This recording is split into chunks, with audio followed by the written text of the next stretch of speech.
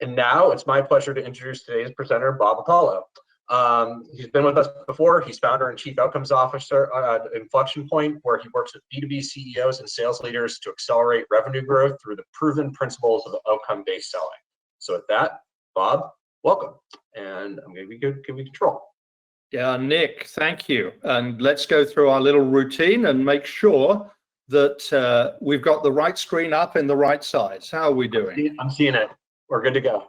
I'm delighted to hear that. So Nick, thank you for the invitation. Thank you all for choosing to listen in.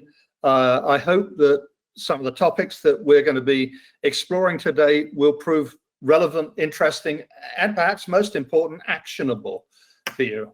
So as Nick has said, the sort of theme that's going to run through today's webinar is all about trying to accelerate B2B purchasing decisions, and doing that by taking an outcome-centric approach. So it's probably best for those of you who might not be familiar with the concept of outcomes as they apply to B2B selling. What do we mean by outcomes? Well, here's a pretty simple definition that I rather like. And it basically tells us that outcomes are to do with change. And they're to do with change that follows as a result or a consequence of an action or a situation.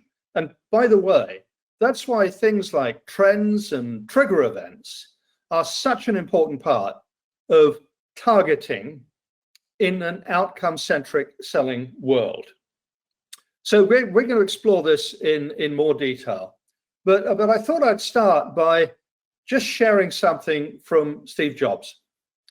And he was talking years ago about the importance of outcomes. And as you can see here, it was his conclusion, and I go along with this, that our customers don't care about us. They don't really care that much about our product or our service. They care about themselves. They care about their business objectives, their dreams, their goals. And so we will be much more effective in our role as salespeople if we see a very big part of that role as being to understand, to shape, and to help them reach the goals. So we've got to understand what those goals are in the first place and what they desire. And by the way, I think this operates both at an organizational and an individual level. And as many of you will be very, very familiar, today's complex buying journeys involve multiple stakeholders, many of whom will have different perspectives, different desired outcomes. And we've got a fundamentally important role in trying to align all of those things and help our customer make a buying decision. And that's why the first concept I want to share with you is the idea that we should not be thinking in the traditional sense of a sales process, or at least not just that, that we should see our role as being to facilitate our customers' buying decision journey. And here's what I think's been happening over the past few decades. I can identify three waves of B2B selling. Perhaps you can also relate to them. The first wave you might characterize as being product or service centric, very focused on the detail of our offerings, of trying to articulate features, advantages, and benefits. And there was a sort of a general belief under this product-centric philosophy that the best product will win. Of course, the best product sold by an effective and competent salesperson. Even better if sold by the best salesperson, whatever that means. And some B2B sales organizations, if you observe them, are still in this stage. But over the years, there was a transition, a really significant movement away from just thinking in product-centric terms and starting to think in solution-centric terms. And what this meant was we became more aware about the need to solve our customers' problems. Now, unfortunately, sometimes all this meant was that sales organizations relabeled their offering as what the sales organization chose to call a solution. And I'll just leave this thought with you. It's my belief that at the end of the day, the only person or the only entity, the only organization that can call anything a solution legitimately is the organization that had the problem in the first place. So it's the customer's definition of a solution, not ours. And there's a general belief in this model that the best solution sold by capable salespeople will win. And this is probably represents the typical current complex B2B sales mindset. Very sales process focused, typically. When we talk about outcome-centric selling, though, it's adding to the skills and the competencies required for these first two disciplines. And outcome-centric selling is focused on our customers' desired outcomes. And of course, not just trying to understand what they are, but to shaping and influencing them. And of course, to making sure those outcomes are achieved. So we think in terms of facilitating the customer's buying decision journey. If you like, the fundamental belief here is that the offering that the customer believes will deliver them the best business outcome will win. And I think this represents the future of complex B2B sales. And you've only got to look at the volume of articles, material, and so on that are talking about outcome focus or outcome centric or outcome based to think this is truly a trend that is underway and developing. And it's my experience over the years, as I've worked with companies to coach them and help them move to the right of this scale, that when you do adopt an outcome-centric mindset, you do a number of things. You improve the probability of persuading our customer to act, of persuading them to choose us, and of course, not unimportant at all, of making sure that we achieve lasting customer success and maximum lifetime value. And of course, this is fundamentally important to any business, to any offering that has any form of a renewable revenue stream. Because if the customer doesn't see the business outcomes that they were hoping for being achieved, they're probably not going to renew. And if they don't renew, we'll probably never be profitable. So there's a sort of traditional way of thinking about sales process. It's the sort of view that I first came across when I first came into selling. And it was looking at the world from an order-focused perspective. And we'd label, maybe some of you still do, your sales stages, your sales process stages with labels like discovering or qualifying or presenting or proposing or closing. In fact, some methodologies have even gone so far as to visualize this as a submarine with one-way watertight doors. In other words, you complete the discovery phase and the door slams behind you and you can never go back, only ever go forward. So I want you to just pause for a moment and think, what might be wrong with this picture?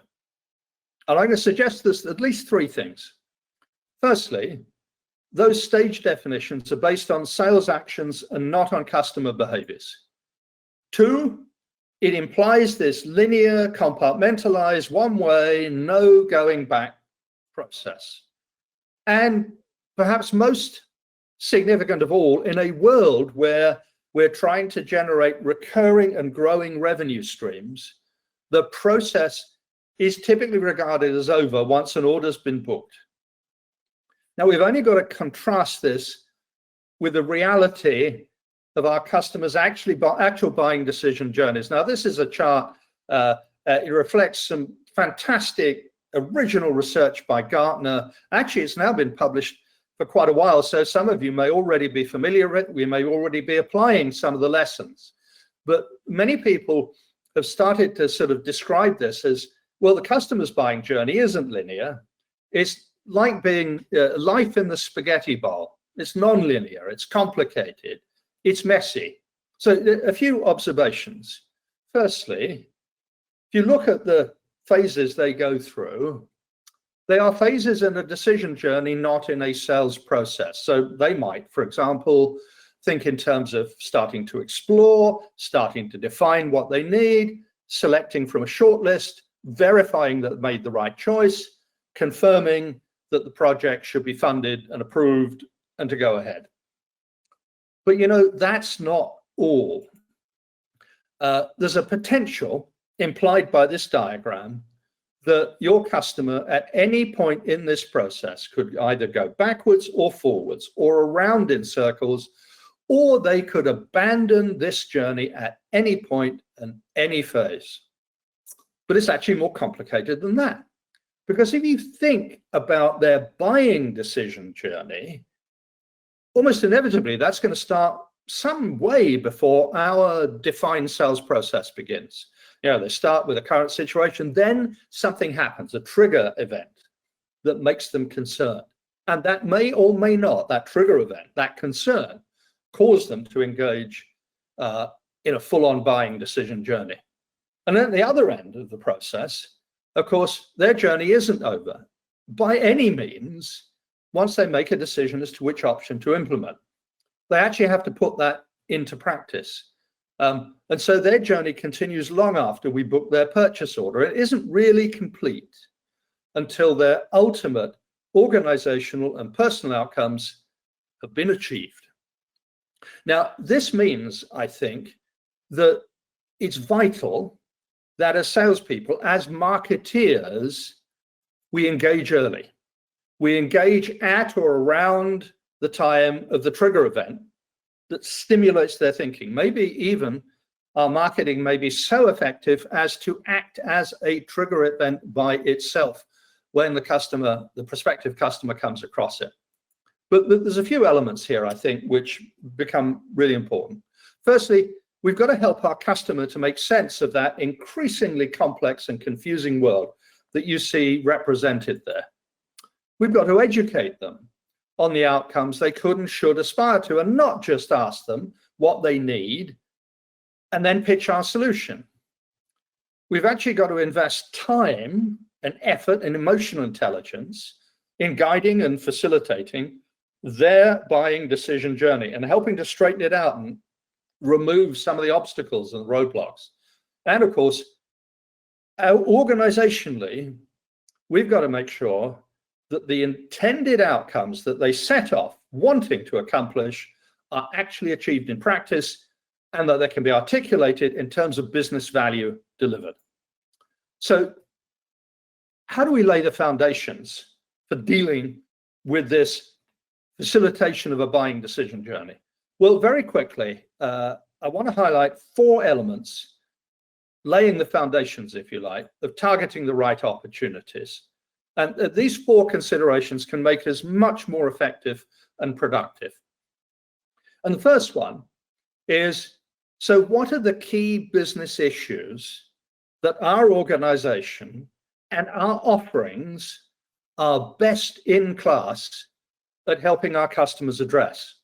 And of course, on top of this, they need to be issues that are relatively common, and they need to be issues that once they're recognized, an organization and the stakeholder group that drives the buying process will realize they have to do something about them.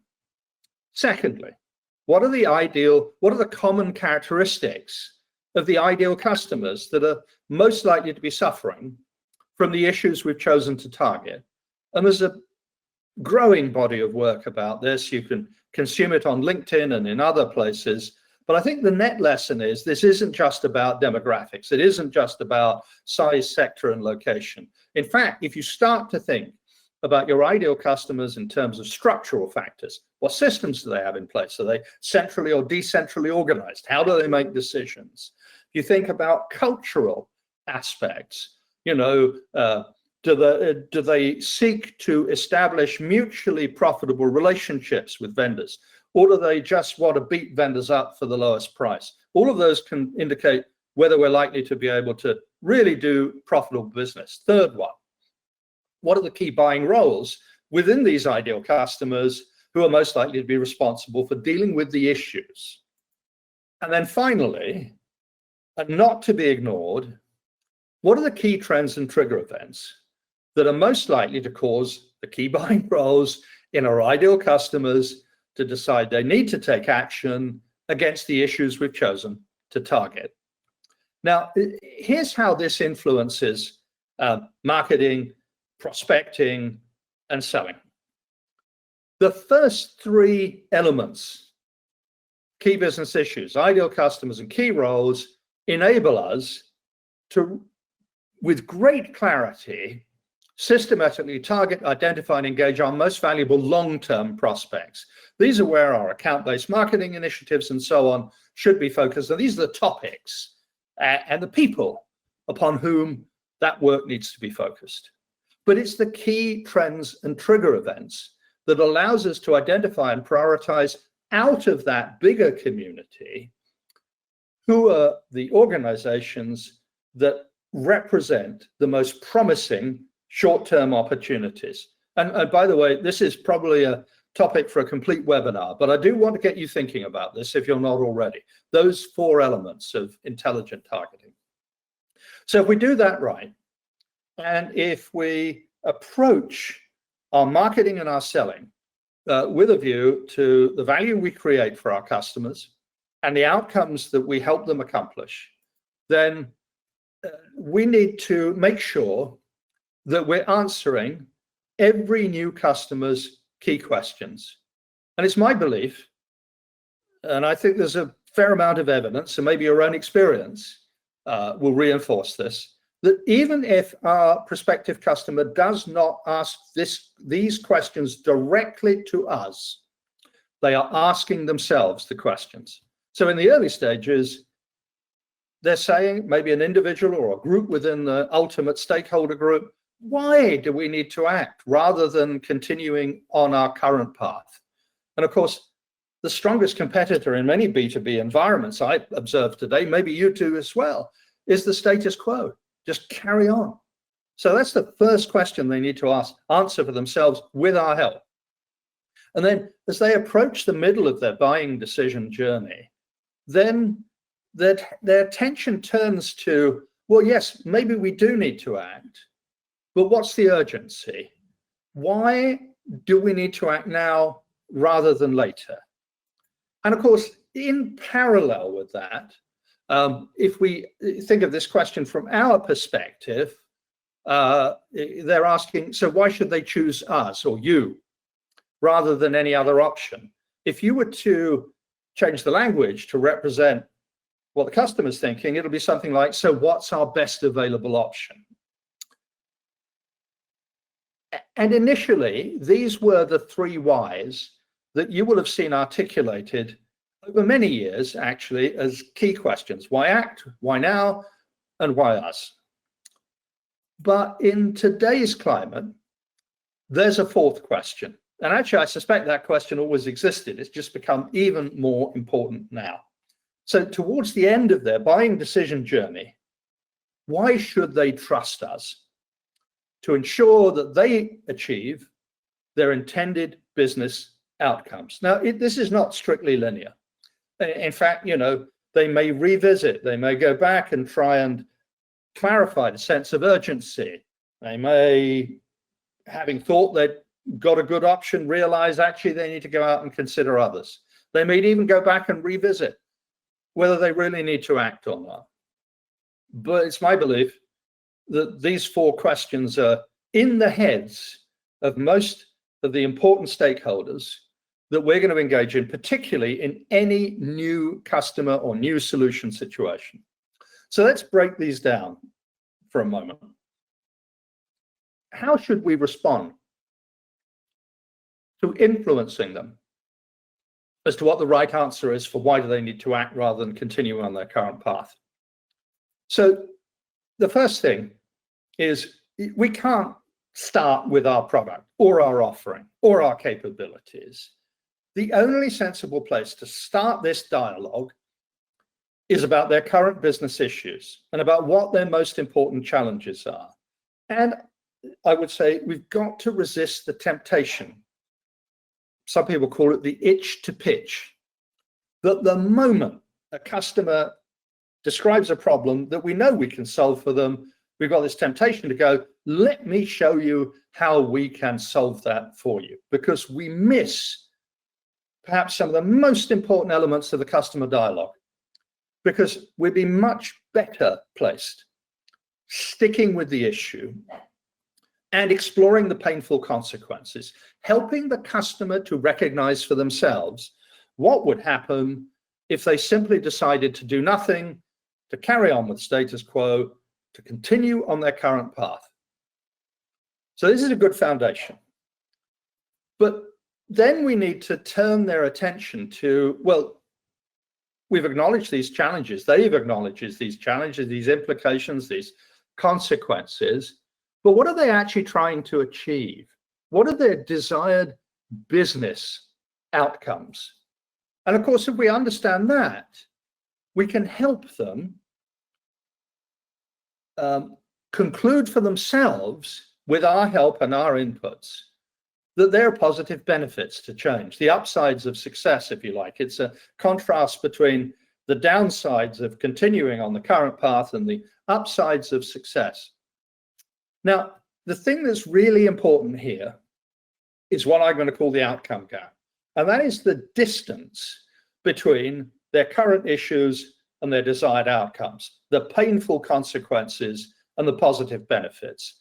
If there isn't much of a gap, if there isn't much contrast, frankly, it's almost inevitable that that organization will have other higher priority projects to address, ones with a bigger outcome gap and with greater contrast. So the likelihood that they will take action is determined by the clarity with which they look at these issues and the size of the outcome gap that results. So think about how you might apply that in your conversation with your customers. Now, let's turn to helping them answer for themselves. Why do they need to act now rather than later? Where's the urgency? Well, again, here, there are a handful of things we need to master. And certainly as we get into the dialogue with the customer, we need to understand how they themselves go about making a business case for any sort of change program or new initiative. So they need to be convinced that the business case for change is strong and that we should collaborate with them with a framework that works for them rather to impose a standard business case formula on them. Secondly, an underrated element, I think, but I hope you recognize how important this can be. And it's what's the connection between this project and the organization's key business priorities? Because it is undoubtedly true that projects that have a clear connection to underpinning or supporting a high-level business priority for the organization stand a much better chance of being approved and funded and implemented. So we need to know how our project supports their corporate priorities, which means we need to understand what their corporate priorities are. And I think the third element of why now is, with our help, they need to believe that the longer they delay, the worse things will get. You know, for example, if they're exposed to risk that they want to avoid, what are the implications of continuing to be exposed to that risk? Maybe they're spending money, incurring costs that they don't need to. Well, the longer that goes on, the more there's going to be a backlog of wasted expenditure. Or maybe until they make the desired change, they're not going to be able to achieve important future revenue uplift. So there's a cost of delay to that. So these are the components in our conversation with our customers that we need to be exploring. And we need to be looking for issues to drive urgency that satisfy three things. Firstly, those issues need to be strategically relevant. They need to align to the corporate priorities. They need to be tactically urgent. They need to address something that needs to be dealt with in a relatively short time frame. And thirdly, the business case needs to be able to demonstrate a high confidence, rapid time to payback. I invite you to think about, the current opportunities you're working on, how completely you're helping your customer to answer and believe, the response to those three things. Third element, why should they choose us rather than any other option?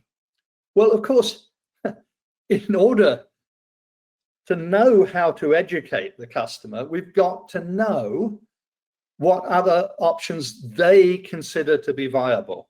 And here's the key thing. Depending on the business issue that you're trying to help them address, these will not necessarily be just our obvious competitors. They might include radically different ways of addressing the issue. Secondly, certainly, yes, we need to understand their required capabilities, the sort of thing that used to be called, probably still is, a needs analysis in a solution selling model. But I would suggest to you that that's not enough.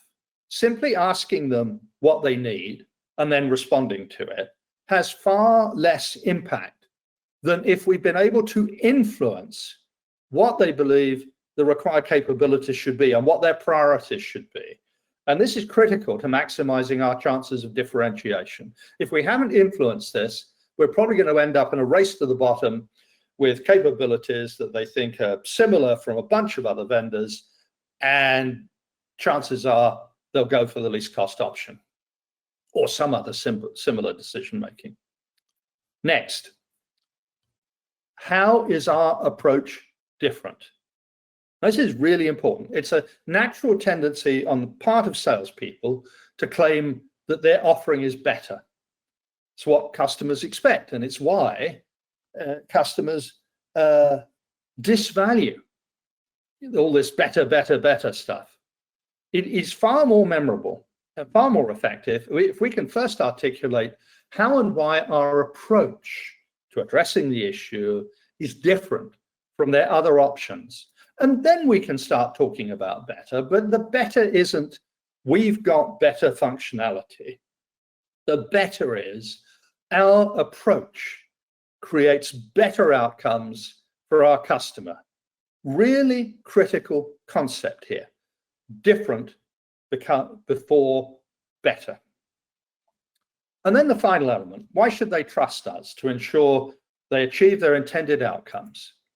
Well, some of you may already have read The Jolt Effect, published or written by one of the original authors of the Challenger sale, Matt Dixon and a colleague.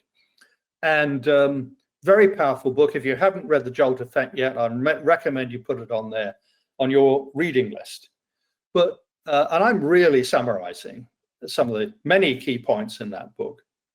But they point out that as the customer moves from early to mid to late stage in their buying decision journey, their motivations are driven differently.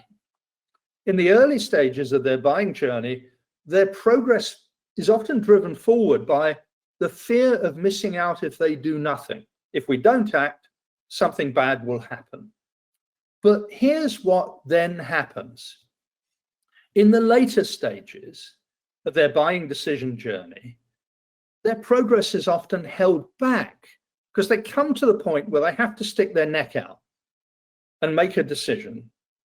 And the thing that very often holds them back or delays them is the fear of messing up. What if we make a bad decision? A decision they later regret, a decision that could affect any one or all of the stakeholders' career prospects.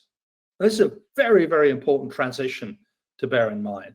So if we think about that and we try and help them answer, so why should they trust us? I think there are, again, a handful of pillars here. The first one is making sure that we've provided the evidence to build their confidence in the business outcomes they can expect to achieve. And part of that, by the way, is not over-promising.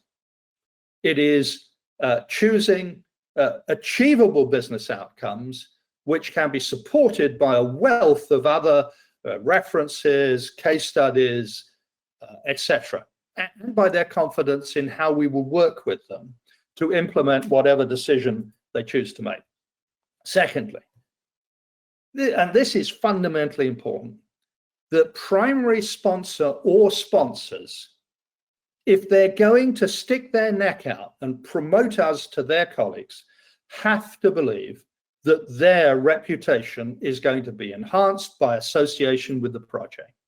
And then thirdly, we need to present our offering in a way that minimizes their approval risk. And that might, for example, mean very consciously not trying to go for the maximum possible order upfront, but choosing a digestible subset that we're very confident we can deliver, that can get the relationship going, that maybe flies in under an approval level radar of some sort or other, so that they come to believe that going ahead with the project is their lowest risk option, including the risk of staying as they are and continuing to, add up all of those negative consequences.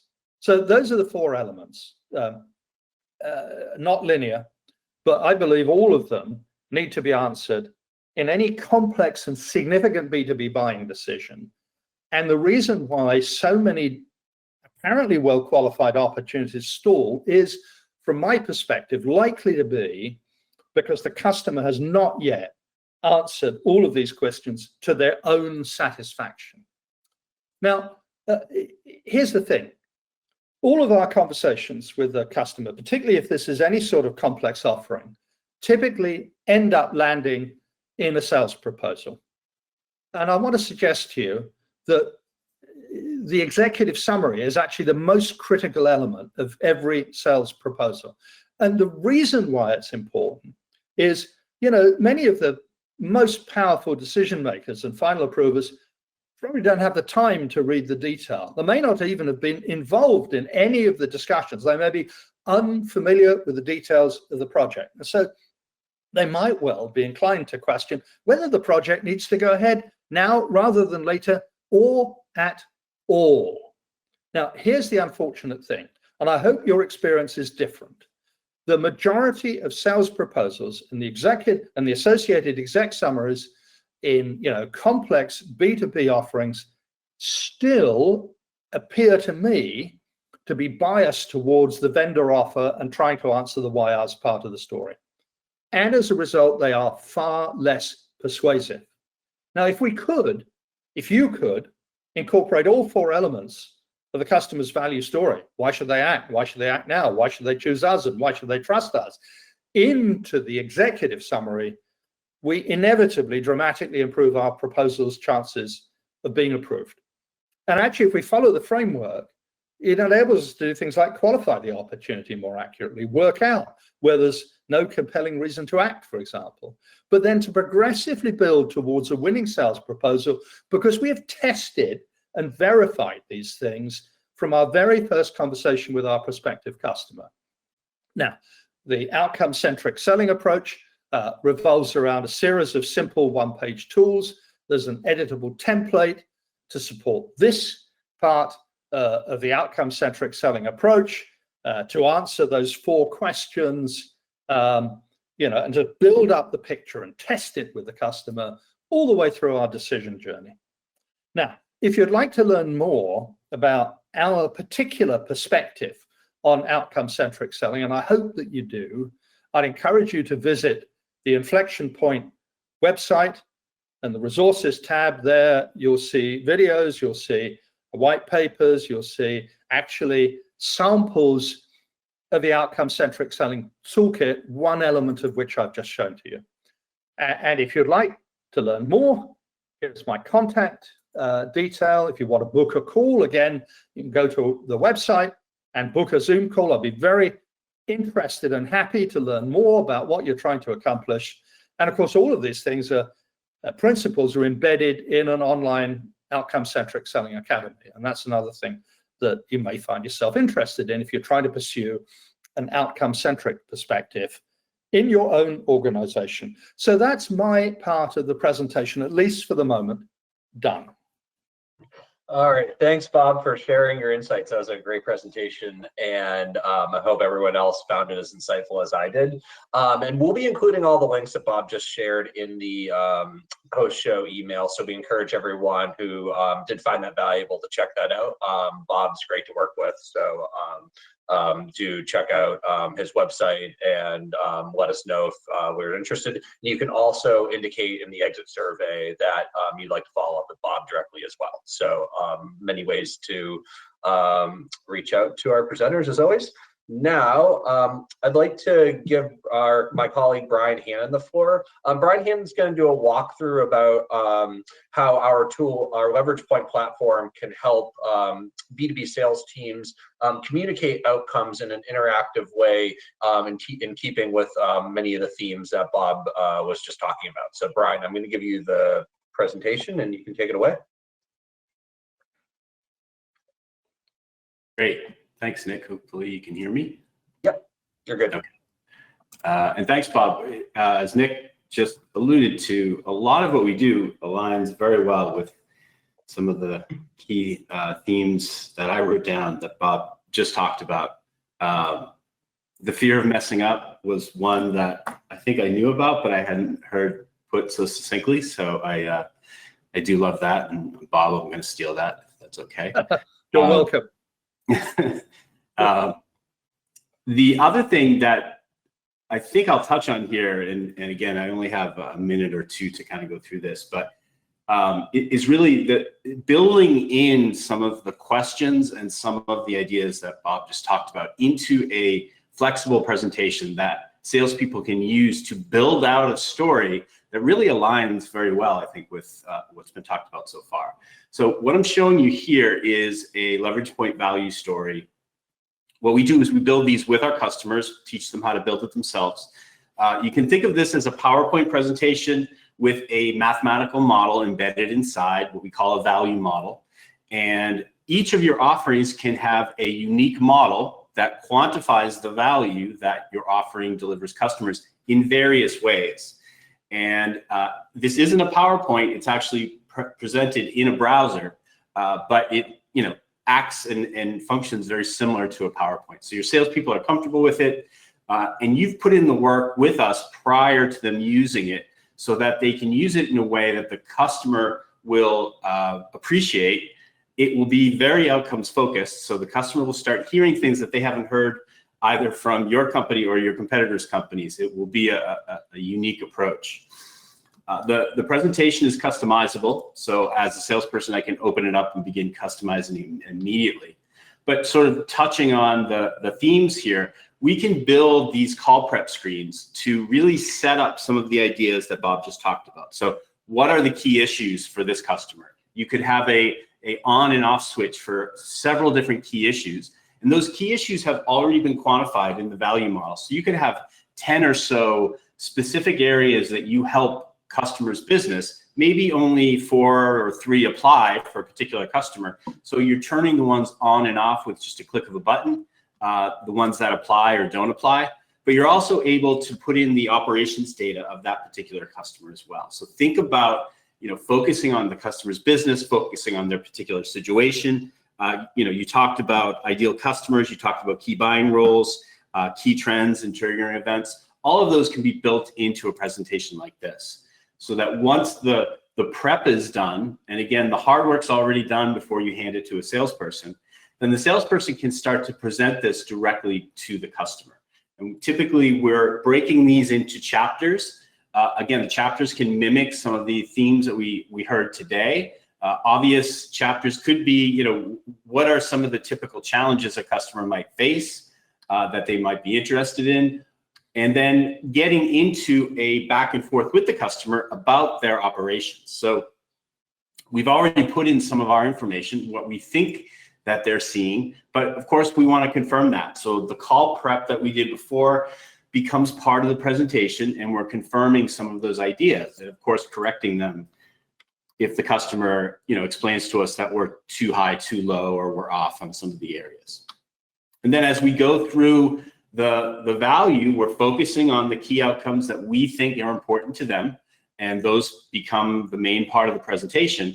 But then we start to apply numbers to those areas. So according to our conversation earlier on, we've identified these 3 areas of potential business improvement that BMW is looking for. They're looking to make their cars lighter. They're looking to improve the warranty, make them more scratch resistant. And they're looking to save money on making the cars. They're looking to use less material, hopefully, when they need to make the car. All of those are areas that we can help them do that. And then as part of our presentation, we talk about each one of those areas. So, how are we going to help them save money by less material? And we go through the thinking and we show them our math. So we not only show them our logic, you need less steps in your manufacturing process. You need less material to do the coating. You only need one coating instead of two because we have more advanced material. All of that leads up to, and by the way, we quantified that for you. We think that can save you almost $800,000 a year based on 100,000 vehicles that you're producing.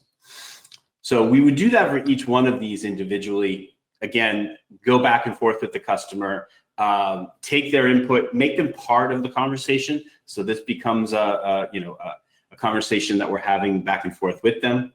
And then we would summarize the conversation in, okay, we've kind of agreed on all these little pieces. Let's put them all back together. We are estimating what they're paying today. Maybe we show them on a per vehicle basis. They're paying this amount per vehicle. We've shown them all the areas of value we can provide them, and they've generally agreed. We can show them that we're going to charge them more per vehicle, but show them the total amount of value that we would produce. Different ways of presenting this data, different types of summary charts and graphs we can use. Again, these are all customizable, and we work with you to figure out what are the best ones that you want to use in your business for your salespeople, and what are the ones that they're most comfortable talking through. And then finally, I can save this. I can save it, link it into salesforce.com. I can export a PDF or a PowerPoint, or I can actually go in and export a link directly to the customer, the share link, which would send them a link that they can go in and they can kind of go back and forth and make changes on their own. As a salesperson, I can see what they did. I can see when they save it. So it's a way of giving them this really what becomes a business proposal, and then hopefully working that all the way through to the close and using it in procurement to be able to strike the best deal possible, to shrink my sales cycles, and to be able to increase my win rates. And those are kind of the key areas that we impact as part of this whole process. Yeah, I think that's it. Awesome. Well, thank you, Brian, for sharing that. And as I mentioned with Bob, you can also, if you like what you see and you're interested in seeing what Leverage Point might be able to do, let us know in the exit survey. We can give you an industry-specific, customer-specific demo for a business just like yours. So you just indicate in the exit survey or come right to our website and request a demo, and we'll be happy to set that up. So now I'm going to be shifting on to the Q&A. So hopefully you can see my screen. And there's still plenty of time to enter questions. So if, feel free to enter it in the panel. I'll go through them live as they come in. I've got a couple right here. So Bob, you ready to roll? I'm ready. Let's do it. Here's one on the buyer decision journey. So I think they're alluding to the buyer decision journey chart that you showed earlier. At what point should marketing and sales start communicating outcomes in financial terms? Well, I mean, I think it's something that good practice suggests we should be progressively building and testing. But I think there's a sort of sequence to this. And if I was going to prioritize something, it would be those costs and consequences of inaction. In other words, help the customer to recognize for themselves what staying on their current path means to them. And then as we continue our dialogue with them, even from an early stage, we can start testing what the potential value of the upsides would be. So I think this is not something to be left until the end of a series of customer conversations. But I'd be inclined to start with helping the customer to articulate for themselves what the economic and other consequences are of just staying as they are, because it's going to be so important later on when we try to persuade them of the need for action.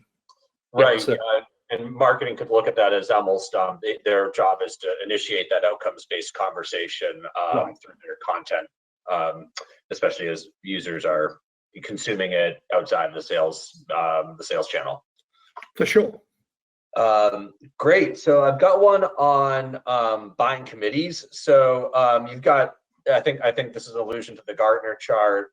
You've got a bunch of people on that buying committee. They probably have different priorities. How does the business case change, and how do you customize it for different members of the buying committee? You know, there was some very interesting research done on this topic. I think it might have been in the Challenger Customer, and about, so do you customize for every member of the stakeholder group? And it turned out that if you over customize, you actually make the collective decision making harder, because everybody's saying, well, we should do it because here's my objective. And they hear a different set of reasons to buy. So I think it's very important for the salesperson and the executive sponsor of the project to find some sort of umbrella concept of economic value, reason to change, etc., which operates at an organizational level. This is why this organization needs to move forward. And by the way, the benefits to finance are X, and the benefits to marketing are Y, and the benefits to engineering are Z, and so on. So there's a very interesting sort of coordinated dance to be done. But I think if you over customize at the individual stakeholder level without establishing some sort of coherent umbrella, which connects all of those things together, I think you end up actually sometimes doing yourself more harm than good. Yeah, that's something we run into a lot, and I think the centrality of value delivered is something we talk a lot about. But obviously, different elements of that value, that rolled up value, are more important to different members. So and that's kind of why I like a phrase along the lines of, and what this means for you, or what this means for this department. So you've got this sort of coherent reason to act, but you are tuning it so it resonates with the, all the important players. Right. Awesome stuff. So I've got one on, I think this is in reference to the slide, the 4 key questions slide. Do you see sales struggle? Like, what do you see sales most often struggle with? Of those 4 key questions. Of those 4? Well, most salespeople would think they've probably mastered the why us reasonably well. I think why act is a bit more of a problem, but probably the most significant ones, if you force me to prioritize, are why now and why trust. Because an awful lot of opportunities seem to stall because there's an insufficient sense of urgency. And I think salespeople sometimes struggle with that. And the urgency needs to be natural and driven by something that's happening in the customer's world. It's very hard to successfully drive urgency by saying you'll get a 10% discount if you place an order this month. So I would say the why now, the urgency, and the why trust. If we're an unknown quantity, if we've never done business with that organization before, we have to work really hard to establish the confidence of the people who are about to stick their necks out and say, this is the path we should take. Right, and you actually touched on a really interesting point that I don't think gets talked about enough, which is using discounting to artificially increase urgency eats into your margins. It's antithetical to a lot of the principles of value-based and outcome-based selling. So finding those why now data points that aren't discounting away your margin is going to be critical for B2B. Well, and particularly, I sort of referred to, we're increasingly in a recurring revenue world. If you give it away at the start, you're going to continue giving it away every time you renew. Right, compounds. That's absolutely true. Kind of related to that, this one on, I think it's the last one I've got, so if there's any other questions, feel free to pile them in. It's on content gaps. So I think you hear this a lot from sales is it's always the classic, I need supporting content, supporting documentation on to support these why now, why us questions. how can marketing teams best equip sales? Is there any types of innovative content that you've seen teams produce that really help sales answer those questions that you've just talked about, how they sometimes struggle with? Yeah, by the way, one observation I'd make is if people who carry the title product manager could rethink their responsibility as being product problem manager, they'd end up with a much broader perspective on things. What customer problems am I trying to solve for, rather than what products am I trying to promote? And I think one thing we need to recognize, and I'm talking now not about order it off the internet, simple product-led growth. I'm talking about complex buying decisions. That we've got to realize that no matter how much content we create, that the real traction, a lot of the real traction comes from the conversation. Now, the content might need to be good enough to make the customer want to speak to a salesperson. Yeah. So I think in terms of innovative content, I'd go back to, let's be clear about the business issues we're trying to solve for and the implications of those issues. And let's think about how the mindset of a prospective buyer might evolve as they go down this non-linear buying journey. And yes, early on, they're probably thinking, why do I need to act? So our material firstly needs to facilitate conversations around that when the customer ultimately engages with a customer. But we also need, I think, to be saying things that not everybody else in our competitive space is saying, so that we have a different voice. Far too often in technology marketing, you hold the thumb over the vendor's name, and it all looks pretty similar, and they're all using rather ugly verbiage. So I'd seat yourself in the customer's shoes. I'd think about the issues, I'd think about the consequences, I'd think about the implications. I'd be trying to put together material. Might be a video, might be a case study. Certainly we need to equip the salespeople for anything that marketing generates. We need to say to the salesperson, well, if this stimulates some interest, here's where you go with the conversation. And here's some insights you might share in that conversation. I don't think the job's over at all when the content ships, or is published or what have you. Yeah, and a couple great points there. The centrality of what customer problems and how you can solve them is absolutely critical. And then you just touched on differentiation. You're only going to get a limited amount of oxygen to talk about why that matters. So hammering on why you're different is definitely going to be critical. And if you're able to communicate the outcomes, that's where you want to be. And please don't rely on differentiating yourself through who's got the most Harvey balls in a competitive table that you have created for yourself. Yeah. It all boils down to outcomes, and I think it's a great takeaway from this presentation. Also, a lot of principles that Bob and many others will talk about. So if you're interested in learning more and kind of embedding those principles in your company, feel free to reach out to Bob, reach out to us in the exit survey. And one quick note before leaving, we're going to be taking a little bit of a summer break, so everyone enjoy, at least in the Northern Hemisphere, enjoy some time off. We're going to be slowly promoting this upcoming webinar in August, which will be our next one. We're going to be adding Nick Delepa, who has a lot of really interesting thoughts on quantifying and communicating the value of green performance in a B2B context. So that is sustainability, but from a hard value driver standpoint, how to capture the value and differentiate based on sustainability, and how it can actually help you increase your revenue. So this is going to be a really interesting presentation. That's going to be on August 20th. So I encourage anyone who runs any sort of B2B as a part of B2B sales, marketing, product, type to do sign up. This will be really interesting. And that'll be it from us today. So big thank you to Bob, as always, for all of his insights. We're really excited to have you back next time. And maybe we'll drill down on the triggers topic, because I do agree that will be a good session as a standalone.